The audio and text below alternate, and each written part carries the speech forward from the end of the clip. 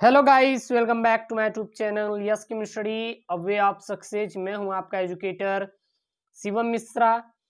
यदि आप चैनल पर नए हैं तो प्लीज़ चैनल को सब्सक्राइब करिएगा, बेल आइकन को प्रेस करके ऑल नोटिफिकेशन को ऑन कर लीजिएगा। और ये हमारा देखिए, आप लोग बहुत वीडियो देखे होंगे ओम का नियम, लेकिन ओम का नियम की उत्पत्ति किसने की थी, इसका सत्यापन कैसे करेंगे, हर वो चीज हम आपको बताएंगे। इसकी परिभाषा क्या होती है और इस नियम के अनुसार क्या कहता है, सूत्र के साथ, ठीक है ना। आपको हर एक वीडियो से अलग आपको मेथड प्रोवाइड करेंगे, क्योंकि आपको यही एक ऐसी चीज होती है जो कि अलग बनाती है, यूनिक। अगर हम भी वही देंगे जो अगला बंदा दिया है तो हमारे में और उसके वीडियो में कोई अंतर नहीं रहेगा। तो आपको यस केम स्टडी पे पूरे के पूरे हर चीज एक यूनिक तौर पे दिया जाएगा, यूनिक, हर से अलग रहेगा। ओके, तो ओम का नियम बहुत ज्यादा बोर्ड परीक्षाओं में पूछ लिया जाता है कि ओम का नियम होता क्या है, ओम सलाह हमारा क्या है, ठीक है ना। व्हाट इज ओम सलाह, ओम का नियम क्या होता है, ओम की परिभाषा क्या होती है, इस नियम के अनुसार क्या होता है, इसका सूत्र लिखिए, ये किस पे डिपेंड करता है, किस पे नहीं करता है, सत्यापन कीजिए ग्राफ के द्वारा। तो सबसे पहले जानते हैं कि ओम का नियम, तो जॉर्ज साइमन ओम ने सन 1887 ईस्वी में ओम का नियम दिया था। यानी कि यहाँ पे पहले एक स्टार पॉइंट लिखें, तो इस नियम का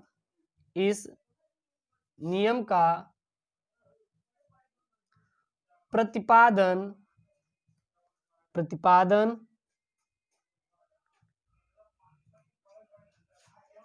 जॉर्ज साइमन ओम ने सन 1827 ईस्वी में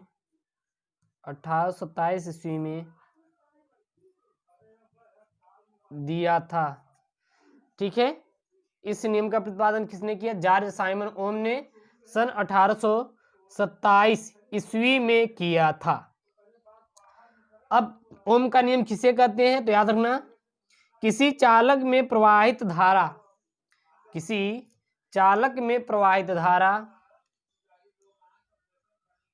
किसी चालक में प्रवाहित धारा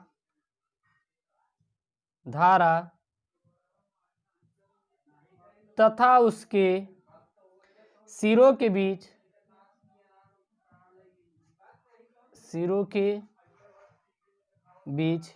विभवांतर में एक संबंध स्थापित किया,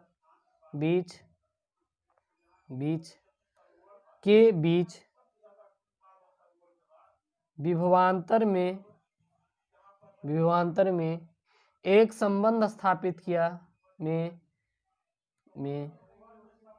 एक संबंध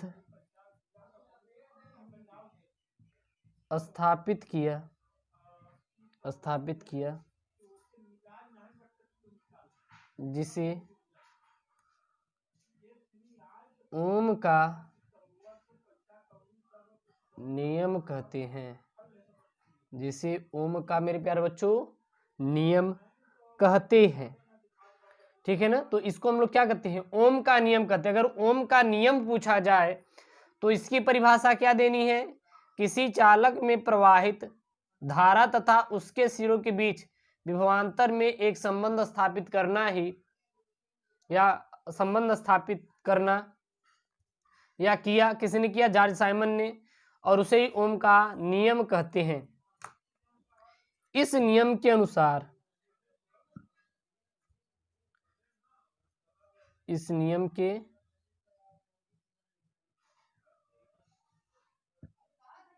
अनुसार यदि किसी चालक की भौतिक अवस्थाएं, यदि किसी चालक की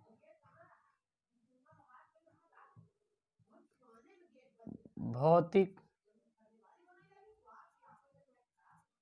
अवस्थाएं जैसे लंबाई,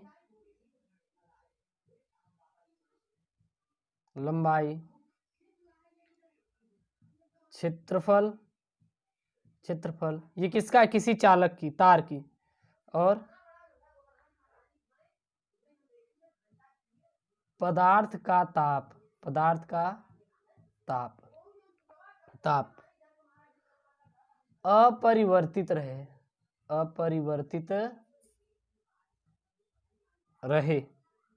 तो चालक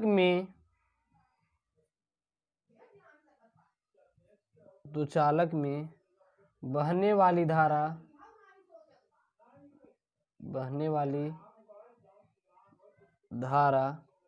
चालक के सिरों के बीच विभवांतर के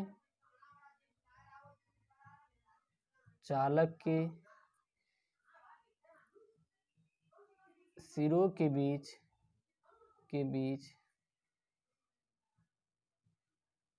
विभवांतर के चालक के सिरों के बीच विभवांतर के अनुक्रमानुपाती होता है।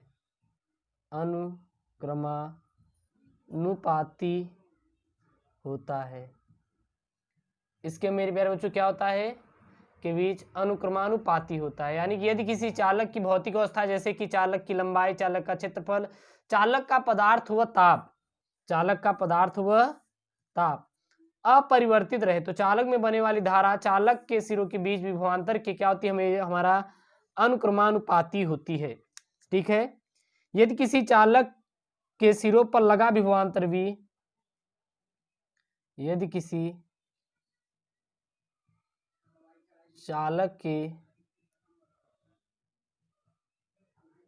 सिरों पर लगा विभवांतर भी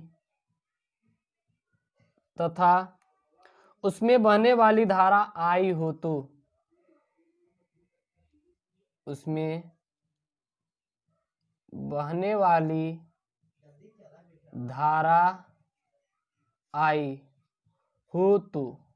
तो यहां मैंने बोला है कि इसके क्या होती है?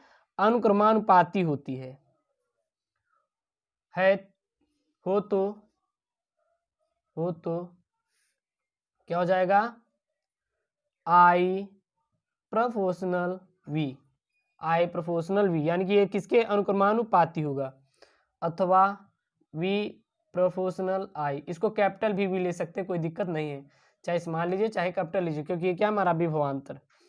अथवा क्या हो जाएगा? जब यहाँ पे हमारा अनुक्रमानुपाती हटेगा तो R एक नियतांक मिलेगा, तो ये बराबर क्या हो जाएगा? R इंटू I, अर्थात क्या हो जाएगा हमारा? R बराबर V अपान R, R बराबर V अपान I। ठीक है। जहां R हमारा क्या है? R हमारा है नियतांक। क्या है? R हमारा क्या मेरे प्यारे बच्चों? यहाँ पे नियतांक है। R एक क्या है? नियतांक है। ओके।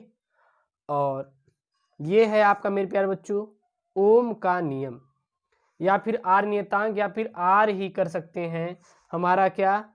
चालक की विद्युत प्रतिरोध,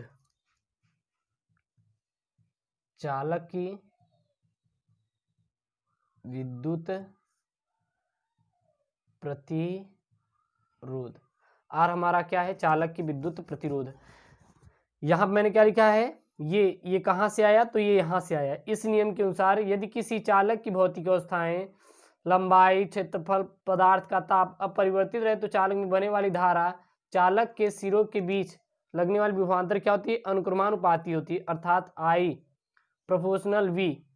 यानी कि जब यहाँ प्रोपोर्शनल हटेगा तो R एक नियतांक मिलेगा, या V प्रोपोर्शनल I, तो V बराबर क्या हो जाएगा? RI। R को यहीं भी रखेंगे, I कहाँ चला जाएगा? भाग में, अर्थात R बराबर V अपान I।